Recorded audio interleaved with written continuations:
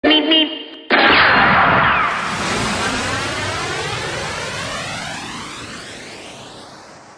episode is possibly the stupidest thing I've ever seen come out of My Little Pony, and yet I can't fault it for it. The reason why I say that is because this episode is basically a nod towards the fandom and otherwise, because this episode does not star the main six. As a matter of fact, the main six are barely shown in the episode, and they barely talk within the entirety of the episode. The entirety of this episode is mainly done through the, through the background pony's perspective, and I quite like this idea. Kind of like, what happens when the main six is going through an existential crisis? What do the background ponies do?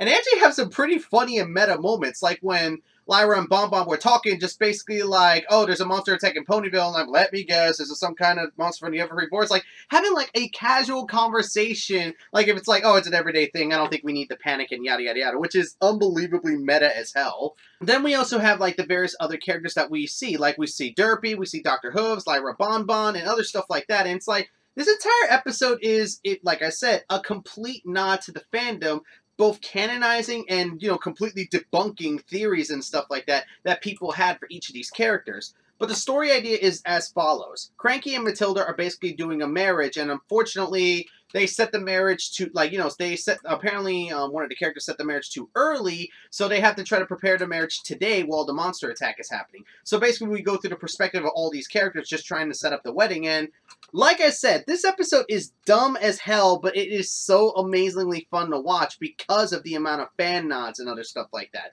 See, this is how you do fan nodding / fan pandering right, unlike in the Equestria Girls movie, where it felt like it was becoming a bit of a problem, or to the point you're like, oh, enough of these, you are trying too hard.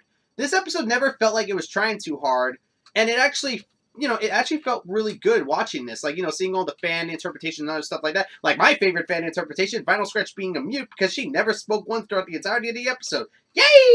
So all in all, at the end of the day, this episode is more or less just a fan nod episode. I really wouldn't say it's bad or it's great because of the fact of what it is. But if you ask me, I think this is a fun as hell episode to watch, and it shows that the show staff have it shows how much dedication the show staff have towards the Brony community and otherwise. So if you ask me, for what it is, I think this is a really good episode in many ways. And that's my speed impressions on Slice of Life.